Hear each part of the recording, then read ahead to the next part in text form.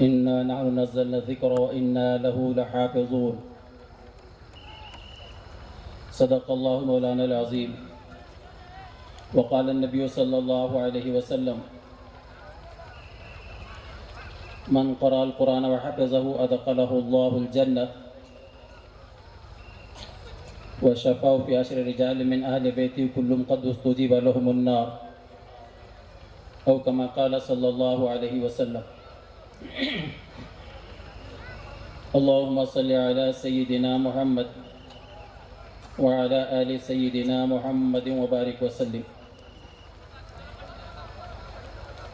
معزز علماء کرام،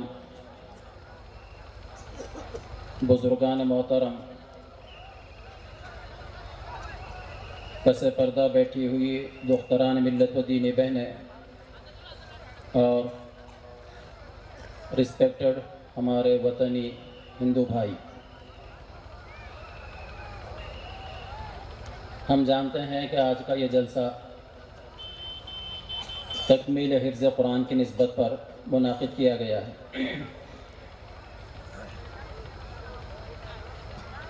پوتر گرنتھ قرآن مجید کو ہمارے نونہال طلباء نے مکھ پاٹ یعنی بائی ہارٹ اس کو زبانی یاد کیا ہے، قرآن مجید کو پڑھا ہے اور اپنے سینوں کو قرآن کے نور سے منور کیا ہے۔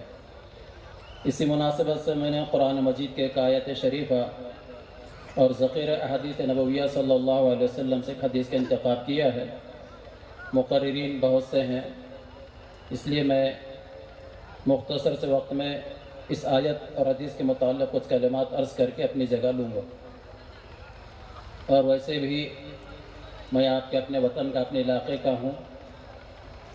ابھی چند دنوں پہلے مرم کے جلسے میں حاضری ہوئی تھی، اس کے بعد دالم میں حاضری ہوئی، لہٰذا جو علماء دور دراز سے آئے ہیں ان کے لیے بھی موقع فراہم کرنا ہے۔ اور جلسے کی بنیادی غرض و غایت یہ ہے کہ ایک پیغام ہم لے کر جائیں، عظمت قرآن سے اپنے دلوں کو منور و معمور کریں اور دعوت قرآن کو اللہ کی اس کائنات میں عام کرنے کی کوشش کریں۔ جو آیت کریمہ پہلے آپ کے سامنے میں نے تلاوت کی، اس کا باہر طور اور ٹرانسلیشن ایسا ہے کہ اللہ تبارک و تعالیٰ ارشاد فرماتے ہیں قرآن مجید کو ہم نے نازل کیا ہے اور ہم ہی اس کے محافظ ہیں۔ اہل علم جانتے ہیں گرامر کے اعتبار سے کہ کتنی تاکیدیں اس میں استعمال کی گئی ہیں۔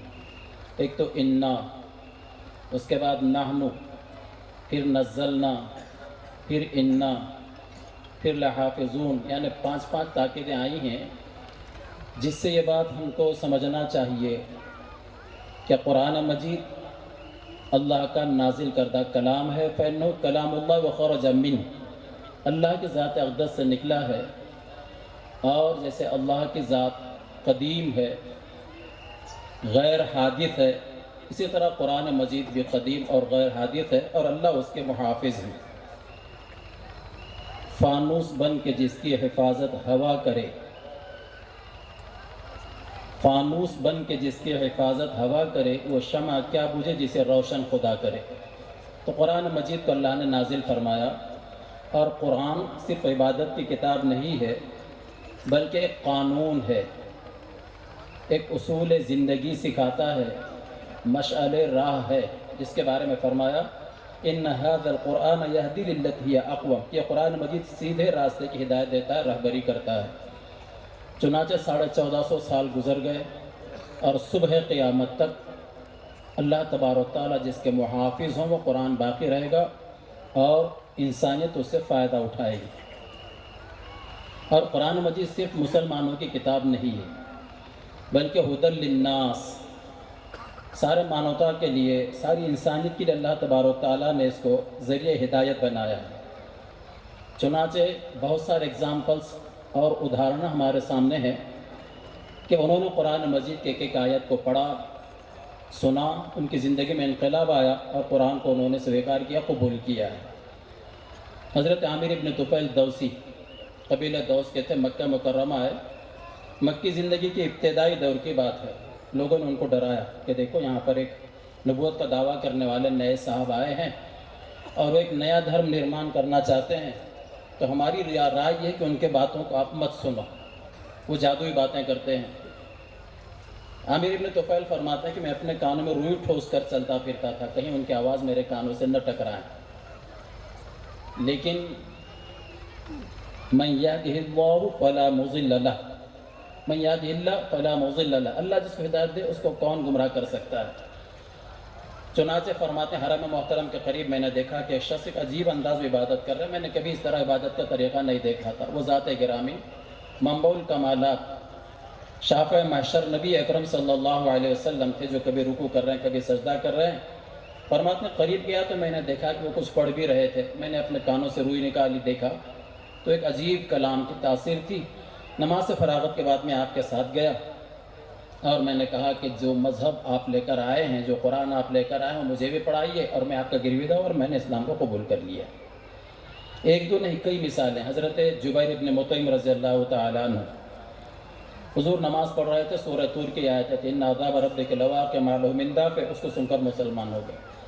حضرت عثمان ابن مظعون رضی اللہ تعالیٰ عنہ اپنے قیدیوں کے بارے میں کچھ بات کرنے کے لیے نبی اکرم صلی اللہ علیہ وسلم کی خدمت میں حاضر ہوئے تو آپ کی آیت تلاوت فرما رہے تھے ان اللہ یأمر بالعدل والإحسان وإیتاء ذی القربى وینہی عن الفحشاء والمنکر والبغی یعظکم لعلکم تذکرون۔ خطبہ کے اندر یہ آیت سنتے ہیں ہم جمعہ کے، سب سے پہلے حضرت عمر ابن عبدالعزیز رحمۃ اللہ تعالیٰ نے اس کو تلاوت کیا اور آج تک اس کا سلسلہ ہے۔ اس میں جو 6 نکاتی پروگرام دیا گیا ہے، پارلیمنٹ ہاؤس میں یا UN کے اندر سارا دستور رکھا ہوا ہو تو ان 6 باتوں کے برابر پورا دستور نہیں ہو سکتا۔ وہ کیا ہے؟ 3 باتوں کا اللہ حکم دے رہے ہیں، یأمر بالعدل، انصاف، عدل، نیائے، ہر کسی کے ساتھ، اللہ کے ساتھ نیائے، اللہ کے رسول کے ساتھ نیائے، اپنے بیوی بچوں کے ساتھ، سماج و معاشرہ اور سوسائٹی کے ساتھ، کیونکہ انیائے اور ظلم کو اللہ تعالیٰ پسند نہیں فرماتے۔ صاف فرما ان اللہ لا يحب الظالمین، اللہ ظالمین کو کبھی بھی پسند نہیں فرمائیں گے۔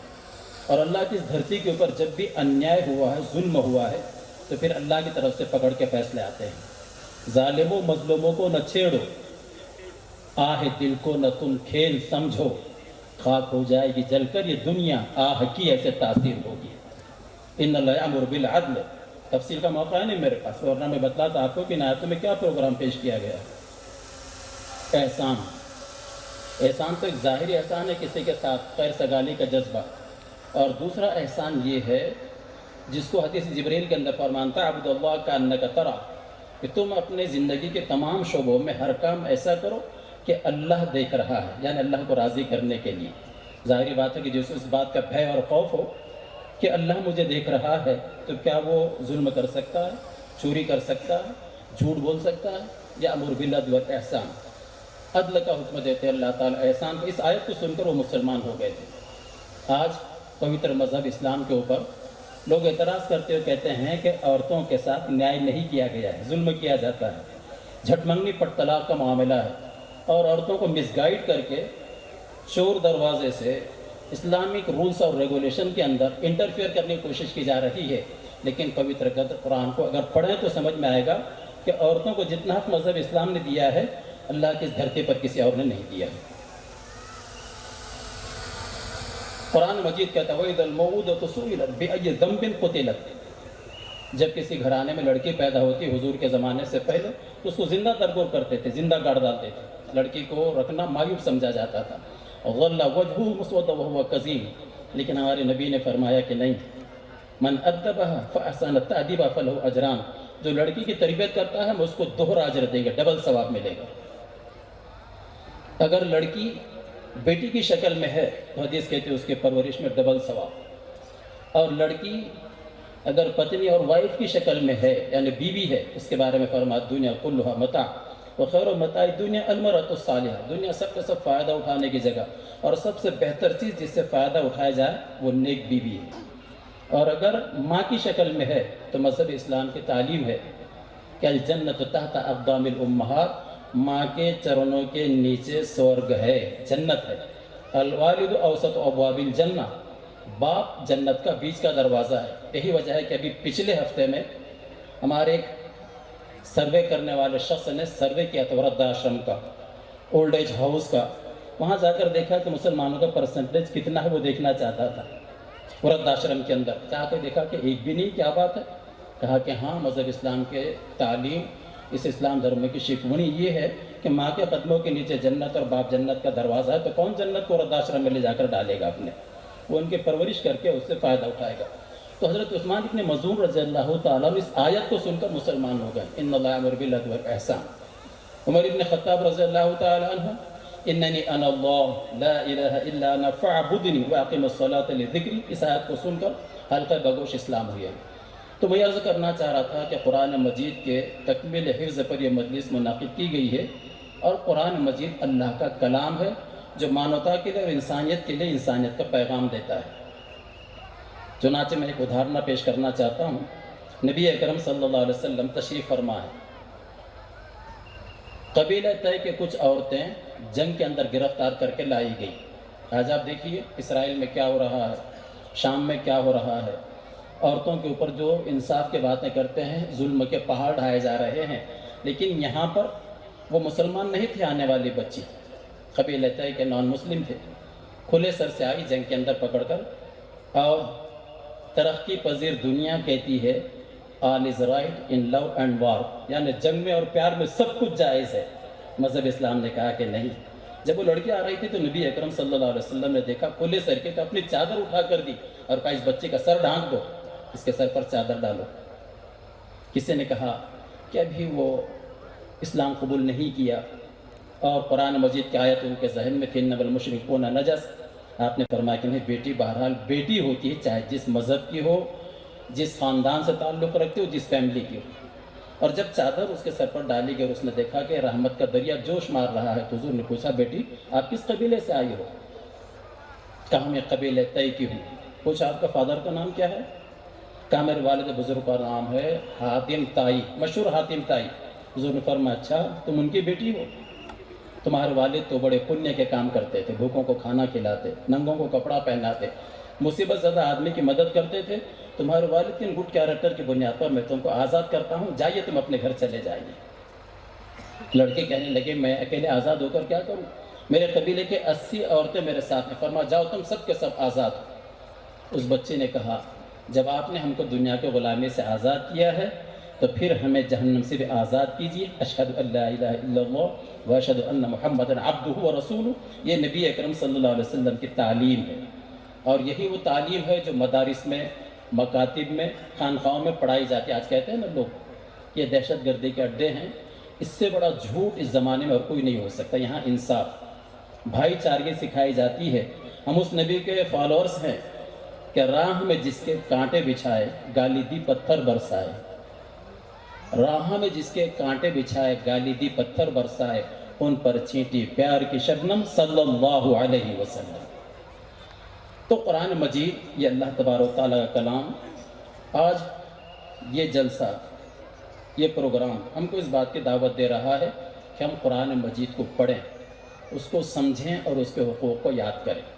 चुनांचे कुरान के बारे में कहा इन्न हाज़ल कुरान यहदी लिल्लती हिय अक़वम, सीधे रास्ते की रहबरी करता है।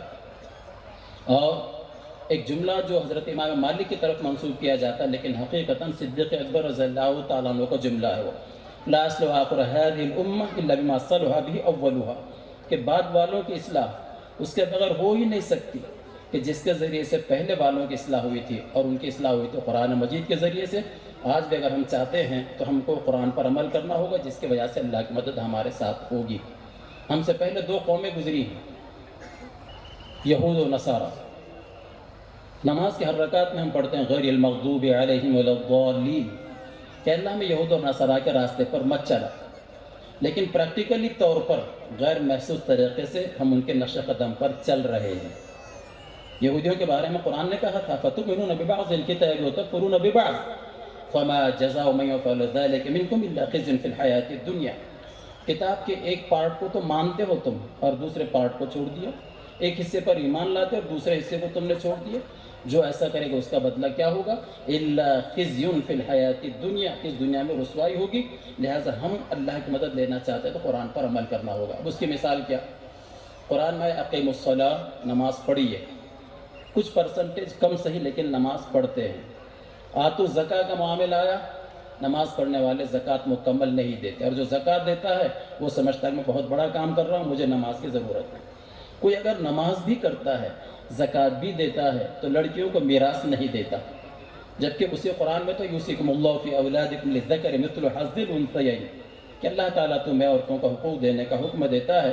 تو یہی ہوا کتاب کے قصے پر ایمان لانا اور کتاب کے قصے کو انکار کرنا۔ اور قرآن مجید کا یہ زندہ جاوید معجزہ، ہر نبی کو اللہ نے معجزے دیے ہیں، حسن یوسف، دم ریسا، ید بیضا داری، آنچ خوبہ ہما دارن تو تنہا داری، مختلف معجزے دی اللہ تعالیٰ نے ہر نبی کو۔ حضرت موسیٰ کو عصا دیا تھا، حضرت عیسیٰ علیہ السلام مٹی کے پرندے بنا کر پھونک مارتے، اللہ کے حکم سے زندہ ہو کر اڑ جاتے تھے۔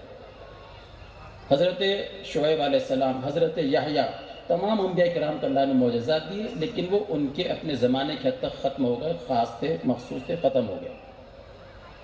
اور ہمارے نبی صلی اللہ علیہ وسلم کو جو اللہ نے معجزہ دیا قرآن مجید کا، وہ 1450 سال کے بعد پورے دنیا کے اندر، پورے جگ میں آپ سروے کر جائیے، کہیں ایک شوشے کا، ایک نقطے کا، ایک زیر زبر کا بھی فرق آپ کو نہیں ملے گا۔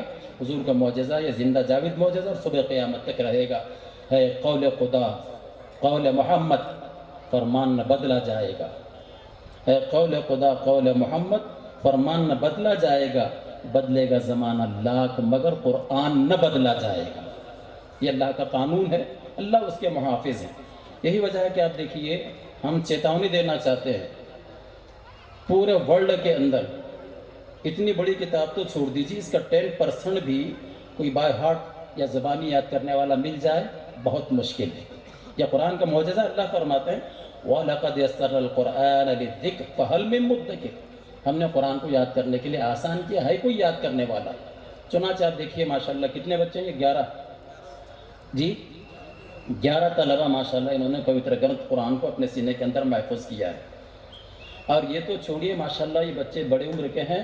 ہمارے پاس ایک بچے نے 6 سال کی عمر میں، ادگیر کا بچہ تھا لیکن استقبال جلسہ ہم نے اپنے پاس رکھا، کسی مدرسے میں نہ جاتے ہوئے ماں کی گود میں گھر کے اندر پڑھ کر 6 سال کی عمر میں پورا قرآن اس نے حفظ کیا تھا، اور صرف 1 سال کے اندر۔ قاری کلیم صاحب کا بیٹا، میرے بڑے بھائی صاحب موجود ہیں یہاں پر، وہ اس پروگرام میں تھے۔ اور محی السنہ شیخ ارباب اللہ صاحب رحمۃ اللہ تعالیٰ علیہ بامبے میں اس وقت بامبے سینٹر میں زیر علاج، ہم لوگ گئے، کہا کہ حضرت ہم ایک بچے کا استقبال رکھنا چاہتے ہیں، 6 سال کی عمر میں اس نے پورا قرآن مجید یاد کیا ہے۔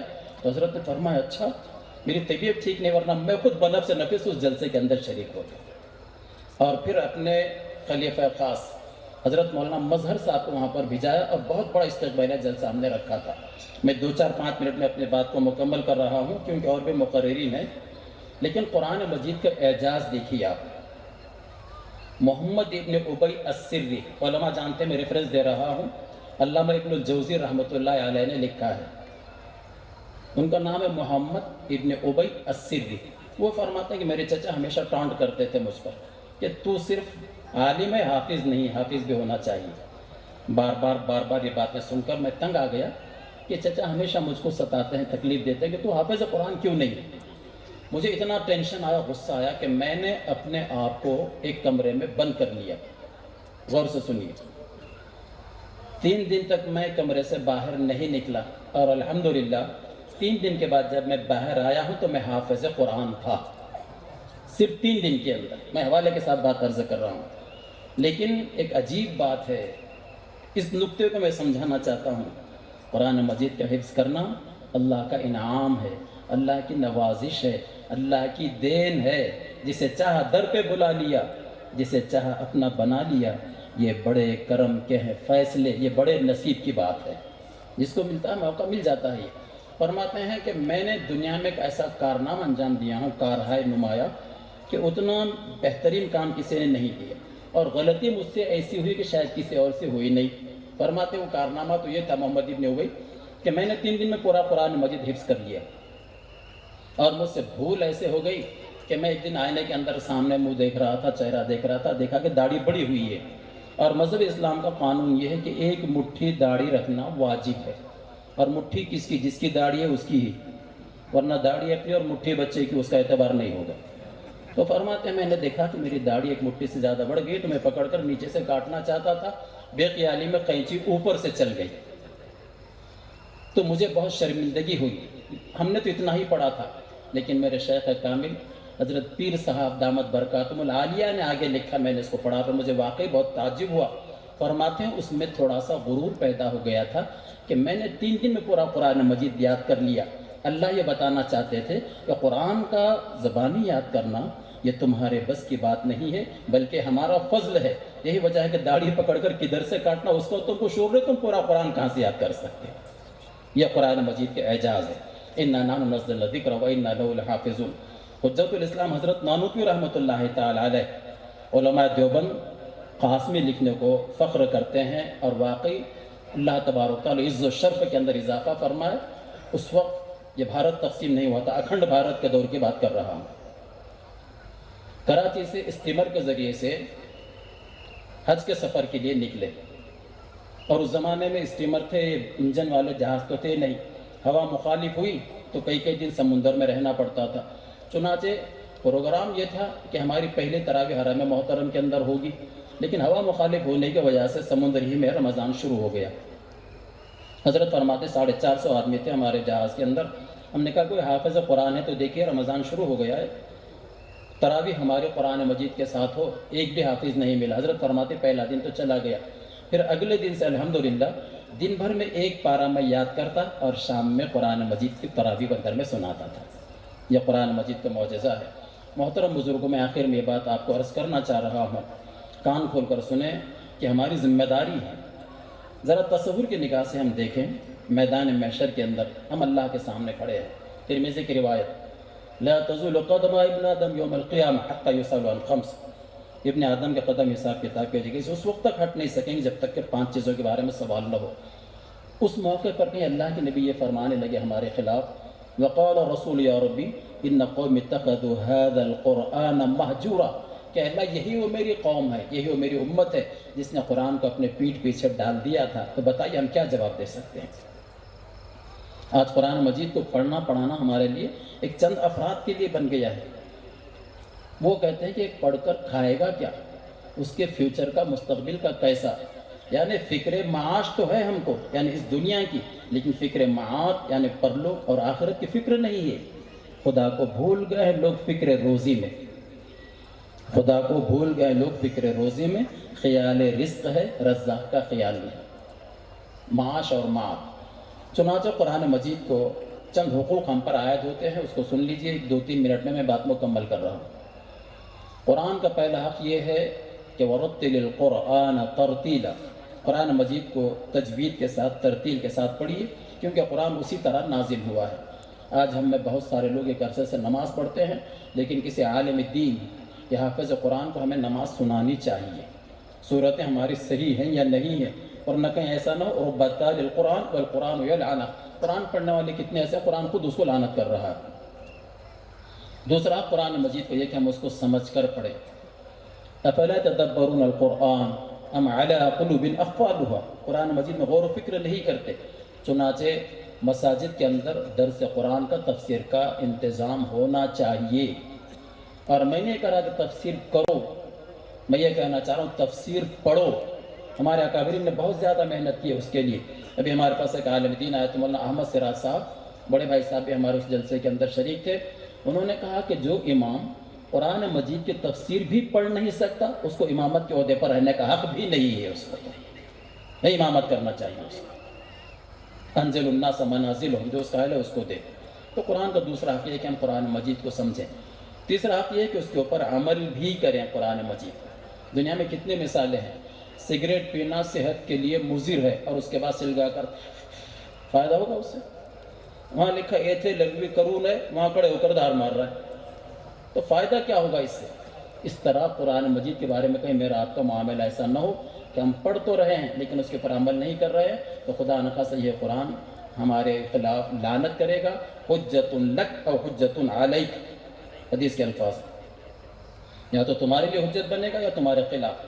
اور اس کا ایک تیسرا حق یہ ہے کہ ہم، چوتھا حق، کہ اللہ کے اس کائنات میں اس کو عام کریں، قرآن مجید کی دعوت کو عام کریں، اپنے برادران وطن کو سمجھائیے۔ تو قرآن کس بات کا پیغام دیتا ہے؟ جو قرآن مجید کے اوپر پابندی کی باتیں کرتے ہیں وہ انصاف پر، صداقت پر، عدالت پر، دیانت پر، بھائی چارگی پر، مساوات پر، رحم و کرم پر، جود و صفا پر بین لگانا چاہتے ہیں، پابندی کی باتیں کرنا چاہتے ہیں۔ قرآن اس کی تعلیم دے رہا ہے، ان کو سمجھائیے قرآن کیا ہے۔ علامہ سید حسین احمد سید ابو الحسن علی ندوی فرماتے ہیں، لکھنؤ کے ایک ریلوے اسٹیشن کے اوپر پلیٹ فارم پر ایک جماعت اذان دے رہی تھی، اللہ اکبر اللہ اکبر۔ تو ایک ہمارے ہندو بھائی نے کہا کہ اکبر بادشاہ کو مر کر تو ایک زمانہ ہو گیا، ابھی تک لوگ اس کو بھولے نہیں ہیں، اس کو مر کر تو زمانہ ہو گیا۔ حضرت فرماتے ہیں کہ ہم نے اتنا بھی نہیں کیا کہ ہمارے پڑوسی کو، اپنے برادران وطن کو یہ تو سمجھاتے کہ اذان کا اچار کیا ہے، اس کے اندر کیا معنی سکھلائے گئے، اس کا تلفظ کس طرح ہوتا ہے، کیا ہے۔ شاید اگر ہم سمجھاتے تو اس طرح کا اعتراض نہ کرتے۔ اس لیے محترم بزرگوں، یہ ہمارے بھارت کی گنگی چمنی تہذیب ہے، مذہب نہیں سکھاتا آپس میں بیر رکھنا۔ ہندی ہیں، ہم وطن ہے ہندوستان ہمارا، بارہا ہم پڑھتے ہیں، لیکن مذہب اسلام نے عملی طور پر اس کی دعوت دیا ہے۔ چنانچہ ہر ایک کو اپنے مذہب پر عمل کرنے کا پورا اختیار ہے۔ بھائی چارگی، مساوت، انسانیت، یہ ساری چیزیں قرآن مجید کے اندر سکھائی گئی ہیں، اور آج کا یہ جلسہ ہم کو اسی بات کی دعوت دے رہا ہے کہ مسلمانوں اٹھو، قرآن کی دعوت کو پھیلاؤ۔ مسلمانوں اٹھو، قرآن کی دعوت کو پھیلاؤ، اس جہان بے امان کو عافیت کے راز سمجھاؤ۔ زمانہ آج بھی قرآن ہی سے فیض پائے گا، زمانہ آج بھی قرآن ہی سے فیض پائے گا، مٹے گی ظلمت شب اور سورج جگمگائے گا۔ اللہ تبارک و تعالیٰ اس ادارے کو بے انتہا ترقی عطا فرمائے، اللہ تعالیٰ اس کے فیوز کو عام و تام فرمائے، اور نوجوانوں کو جوش و خروش دیکھا گیا ماشاءاللہ۔ اس نیک کام کے اندر اگر آپ تعاون کریں گے تو الدال علی الخیر کفاعل، کسی نیکی کی طرف ترغیب دینے والا نیکی کرنے والے کے برابر ہے۔ اور ہماری مذہب کی تعلیم یہ ہے، حیات لے کے چلو، کائنات لے کے چلو۔ حیات کسے کہتے ہیں؟ زندگی کو، اور کائنات سر و جگ۔ حیات لے کے چلو، کائنات لے کے چلو، چلو تو سارے جہاں کو ساتھ لے کے چلو۔ وآخر دعوانا ان الحمدللہ رب العالمین۔